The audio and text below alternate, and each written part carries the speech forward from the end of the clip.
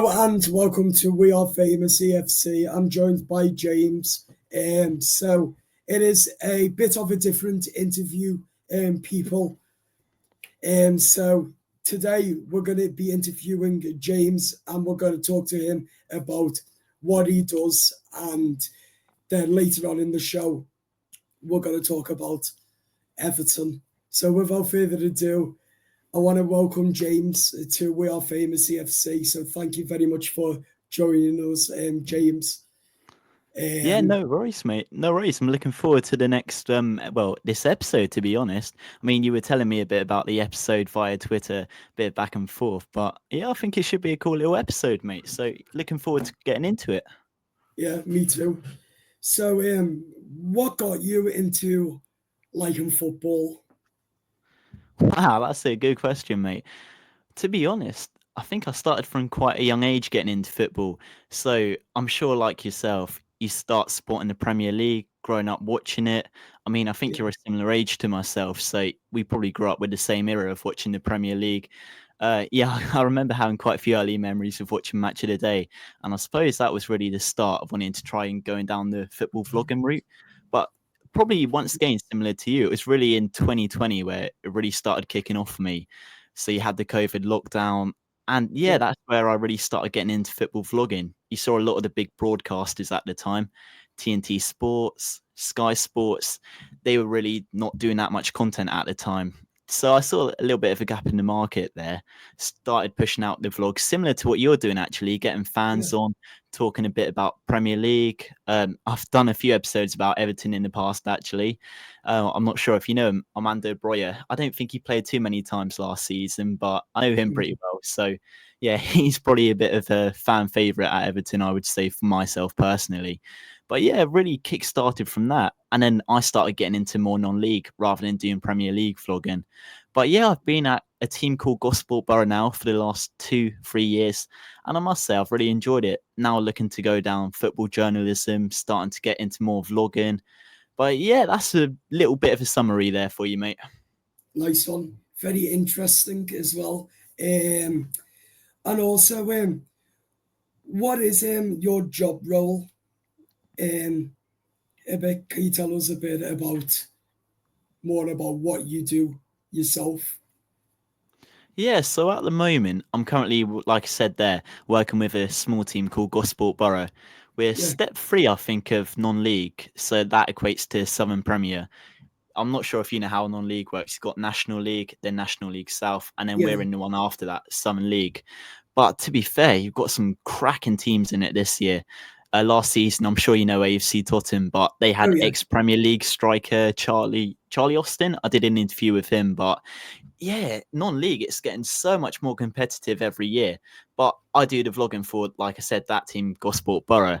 To be honest, it's probably the perfect place. So for anyone who's wanting to get into journalism, any young football content creators, yeah, starting out with a non-league team is perfect. It sort of gives you a little bit of trial and error. So if you are to make a mistake, it's not yeah. going to be in front of anywhere near as many people to, let's say, if I was working with Everton and Arsenal. But Mhm. I suppose with non-league, I'm not sure how many games you've gone to in non-league, but it's sort of a very family feel, I suppose. You really get to know the players, you get to know the fans, chairman. It's a very different atmosphere compared to your normal Premier League clubs, where it's all sort of hidden away. Whereas these non-league Yeah. teams, very, very transparent. So you know everything that's going on in the club. But my job really is to try and communicate that to the fans as best as possible, really. So I'll do podcasts with the players on a regular basis, just chatting to them, hear a bit about their life stories. That's what I mean. I was saying it to you Yeah. beforehand. It's making a change beyond on this side of doing the interviewing. But yeah, so I do quite a bit of that, interviewing the players after the game, and then hoping to get into a big company in a few years. So after university, maybe looking at joining, I don't know, Sky Sports and ITV, and try and going down the bit of the sports journalism route, I suppose, really. Mm. Walter, what inspired you to do what you do? And To be fair, mate, good question once again. I'm trying to think back. It's probably a bit of a blend of everything, to be honest. When joining non-league and first really dipping my hand in it, Yeah. I didn't really know what to expect when going into it, to be completely honest. I thought I was going to do a lot more of just media, so doing the tweets, etc. Because I've always enjoyed doing social media, so TikTok, YouTube, similar to what you're doing, but I've always enjoyed that side. But I never thought I would really be doing it in front of the camera until Mhm. probably the last 2 years. And then once again, I've loved watching Match of the Day. I love Yeah. watching all those sorts of programs. You're probably watching the Club World Cup at the moment, all their coverage of Yeah. the Zone, National League TV. So I suppose it's a little bit of inspiration from everything at the moment. You just sort of take pinches of everything, but as I've started going on these different roads, these different paths, you start taking on different things that you want to go Yeah. down.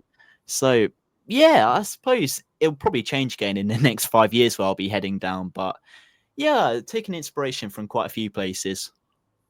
Yeah. Nice. And at the end of all of this, what do you want from it? Oh, definitely a career, well, a good career in TV, hopefully, or podcasting. Something where I can carry on doing, just speaking to these bigger pros. So as I go up in Mhm. the footballing ladder, I want to try and get the biggest names on the podcast, work with the biggest companies in the sporting world. So, like I said there, BBC's, ITV, Sky Sports, all those big companies, and then just cover some of these biggest sporting events, really, whether it's staying in football still, whether it's covering the Olympics, athletics, maybe. You never know where sports journalism can really take you. So, I'll be doing just normal journalism when I go to Portsmouth Uni next year. But by doing that, you could really go down any route, to be completely honest, whether that's even politics, human interest stories. But nah, if you're asking me where I want to go at the moment, it's definitely Yeah. down the more football route, covering Premier League. So I quite like Dave Jones. He does it for Sky Sports. Gary Lineker had a great 20-year stint with Match of the Day. Mhm. So to replicate something like that, it'd be amazing. And to chat about football for a living, it's more or less a dream job, really, isn't it? Yes, it certainly is. Okay, right. We will now talk about Everton. So, James, how do you think, since the sacking of the previous manager of Sean Dyche to David Moyes coming in, Everton just only 1 point Mm. above the relegation zone? How well do you think Moyes has done for Everton Football Club since his return back? Well, to be completely honest, I've always liked David Moyes, I've got to say. Yeah, Even before when he came into Everton, I really rated the project he did at West Ham. And to be completely honest, I was a little bit surprised he did leave West Ham. Ever since he has left the Hammers, yeah, they've yeah, sort of gone to pot, haven't they? Brought in mhm, Julian Lopetegui, Graham Potter now. I still wouldn't really say anything's really clicking together with West Ham ever since David Moyes did depart the club. I still remember it actually when David Moyes, you were hearing all these little murmurs, these little rumours about David Moyes joining Everton.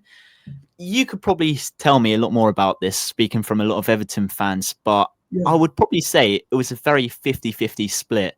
A lot of fans were very happy about David Moyes yeah, returning to Everton, some not so happy. But mhm, if you would have asked me about the appointment straight away, yeah, I always rated David Moyes. Quite an old school yeah, manager, but one that's always going to grind you results. Like, no disrespect to Sean Dyche, I think he did a phenomenal job. I think it was last season saving yeah, Everton. He's one of those managers where you want to bring in if you're really in that relegation scrap. Did wonders with Burnley, keeping them up for years. Obviously had that great start with Everton, keeping them up. But like you said, 1 point off relegation before David Moyes was brought in. I yeah, think that's pretty telling, isn't it? And then since he has come in, it's been nothing short of amazing. yeah, Because if you would probably ask me if David Moyes would have been at the helm since the start of the season, yeah. would you be saying would they have got playoffs? Could they have got European football? We got off. Because exactly, because Hmm. even in that later patch of the season, they were grinding some good results, weren't they? If you Yeah, look back as well at some of your games, some of the games that stuck out for me last season, one big game actually I'm going to allude to, Arsenal. I think that yeah, could have been a game where you could have really, well, probably easily picked up 3 points, but you did drop them. And then yeah, I suppose results like that really were the difference. But next season, I wouldn't be surprised at all if we do see Everton try and push for the playoffs. Obviously, I think you'll go over quite a bit of redevelopment this season. I wonder how long it will take for you guys to get around playing in your new stadium, the Bramley Docks. I'm not sure Hmm. how big of a change that will have, uh, whether they've already started doing training sessions in it. But yeah, I think it's quite a promising time to be a Toffees fan at the moment, to be completely well, Adam. Yeah, I think Yeah, it's a good time to be supporting the Toffees.